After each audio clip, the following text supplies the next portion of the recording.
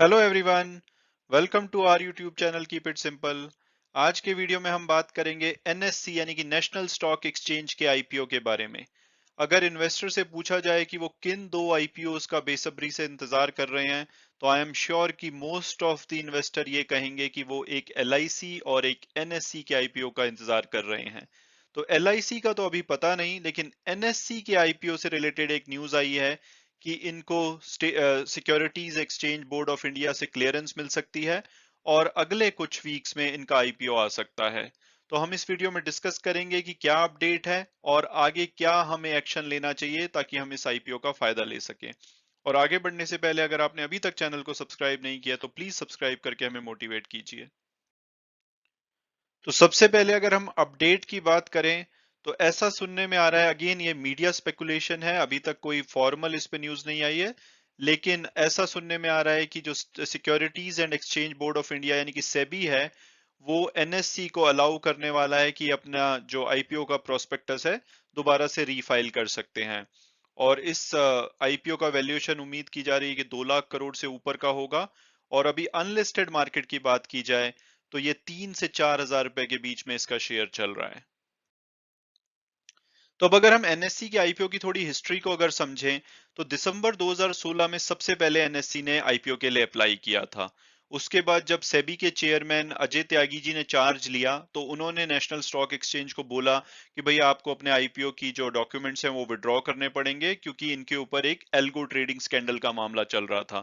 ये मामला ये है कि कुछ विसल ब्लोअर्स ने आरोप लगाया था कि जो एनएससी के ऑफिशियल्स हैं ये कुछ स्टॉक एक्सचेंज की मेंबर फर्म्स के साथ मिलके कुछ उनको प्रेफरेंशियल एक्सेस दे रहे हैं, इसके अलावा उनको एडवांस नॉलेज दे रहे हैं जिससे कि वो अनड्यू गेन उठा रहे हैं। तो सेबी ने इसके ऊपर एक इन्वेस्टिगेशन करी और उन्होंने कोशिश करी कि भाई ये डेटा थेफ्ट और प्रेफरेंशियल एक्सेस का स्कैम क्या है। और उसके बाद मई 2019 में सेबी ने पाया कि उसमें लैप्सेस थे, जो इन्होंने प्रेफरेंशियल एक्सेस दे रखा था कुछ मेंबर को, इससे कुछ सिलेक्टेड जो मेंबर्स हैं एक्सचेंज के उनको फायदा हुआ है। तो सेबी ने इनके ऊपर एनएससी ऑफिशियल्स के ऊपर चार्जेस फ्रेम किए और उनको 1 हजार करोड़ की पेनल्टी लगाई। इसके बाद एनएससी ने इस सेबी के ऑर्डर को चैलेंज किया, 1 हजार करोड़ की पेनल्टी के ऑर्डर को, सिक्योरिटीज एपेलेट ट्रिब्यूनल में। और उन्होंने वहां पे बोला कि अभी तक उन्होंने माना नहीं है कि उनकी तरफ से कोई भी गलती हुई थी।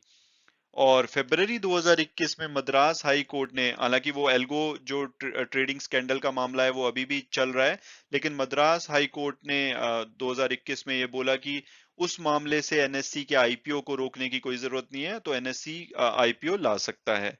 तो जो सेबी ने पहले लीगल ओपिनियन ली थी उसके हिसाब से ये बताया गया था कि जब तक जो एल्गो ट्रेडिंग स्कैंडल का मामला है, जब तक उसका फाइनल वर्डिक्ट नहीं आ जाता और उसके बाद एनएससी जो भी गैप्स है उनको फिल नहीं कर लेता, इनको आईपीओ अलाउ नहीं करना चाहिए। लेकिन अभी सुनने में आ रहा है कि जब सेबी ने दोबारा से लीगल ओपिनियन ली है, तो ऐसा उम्मीद है कि लीगल ओपिनियन एनएससी के फेवर में आई है और आने वाले टाइम में सेबी उनको दोबारा से आईपीओ के लिए अप्लाई करने के लिए परमिशन दे सकता है। और जो फेवर में लीगल ओपिनियन आने के रीजन है, एक तो वो मामला, हालांकि एल्गो स्कैंडल वाला मामला अभी भी कोर्ट में है, लेकिन उसकी वजह से जो मद्रास हाई कोर्ट ने ऑर्डर दिया था कि भाई उसकी वजह से एनएससी के आईपीओ पे कोई रोक लगाने की जरूरत नहीं है। और दूसरा, जो भी एनएससी ऑफिशियल्स जिनके ऊपर ये चार्जेस लगाए गए थे सेबी के द्वारा कि वो करप्ट प्रैक्टिसेस में इन्वॉल्व हैं, वो अभी एक्सचेंज में काम नहीं कर रहे, वो एक्सचेंज से बाहर हो चुके हैं। तो अब ऐसी उम्मीद की जा रही है कि काफी सालों के इंतजार के बाद फाइनली सारी जो हर्डल्स थी वो सॉर्ट आउट हो रही हैं और अब आने वाले कुछ हफ्तों में एनएससी का आईपीओ आ सकता है। अब अगर हम इनके वैल्यूएशन के बारे में बात करें, तो जैसे अगर इनका कॉम्पिटिटर है बीएससी, बॉम्बे स्टॉक एक्सचेंज, वो एक लिस्टेड कंपनी है। उनकी जो ट्रेलिंग पीई है, यानी कि 12 महीने की जो ट्रेलिंग पीई रेशो है, प्राइस टू अर्निंग रेशो, वो लगभग 38 से 40 के आसपास है। लेकिन जो एनएससी है अनलिस्टेड मार्केट में, जो इनकी पी निकल के आती है वो 80 से 100 के बीच में आती है। और ऐसा माना जा रहा है क्योंकि इनकी काफी सारी मोनोपोली है बिजनेस में, तो जब ये आईपीओ आएगा तो इसका जो वैल्यूएशन है वो बहुत ही हाई होगा और हायर पी ब्रैकेट में अपने आप को इशू करने की कोशिश करेंगे। और इसके अलावा अगर एनएससी की स्पेसिफिकली बात की जाए तो इनकी इक्विटी डेरिवेटिव में मोनोपोली है। उसके अलावा जो इनका एबिटा है वो 80% का है। इसके अलावा इनके 93% की operating to total total income ratio है। और ऑपरेटिंग इनकम में जो अगर पिछले फाइनेंशियल ईयर यानी कि जो मार्च 2021 में क्लोज हुआ है उसमें इनकी जो ऑपरेटिंग इनकम है वो 60% बढ़ के 5,625 करोड़ हो गई है। इसके अलावा अगर नेट प्रॉफिट की बात की जाए तो 89% उसमें वृद्धि देखी गई है और इनका नेट प्रॉफिट 3,574 करोड़ रहा है। तो आप ये देख सकते हैं कि इनके जो फाइनेंशियल्स हैं बहुत ही स्ट्रांग लगते हैं। तो इवन अगर ये हाई वैल्यूएशन पे भी अपने आईपीओ को लेकर आते हैं तो हो सकता है कि उनको बहुत ही अच्छा रिस्पॉन्स मिले। हालांकि एक ड्रॉबैक जो इनके वैल्यूएशन में अभी लगता है कि इन्होंने जो पीछे कैम्स में अपना स्टेक बेचा था उससे इनको वन टाइम इनकम हुई थी, वो भी इनके करंट वैल्यूएशन में आ रही है। तो अब इम्पोर्टेंट क्वेश्चन है कि भाई एनएससी के आईपीओ आने वाला है, ठीक है, जब आएगा तब हम देखेंगे कि वो अगर उसका वैल्यूएशन अच्छा है तो हम उसमें अप्लाई करेंगे, नहीं तो नहीं करेंगे। लेकिन इस न्यूज़ का अभी क्या महत्व है? तो महत्व इस न्यूज़ का ये है कि जब एनएससी का आईपीओ आएगा तो उस टाइम पे जो भी एक्सचेंज या एक्सचेंज से रिलेटेड दूसरी लिस्टेड कंपनीज हैं उनकी री रेटिंग हो सकती है।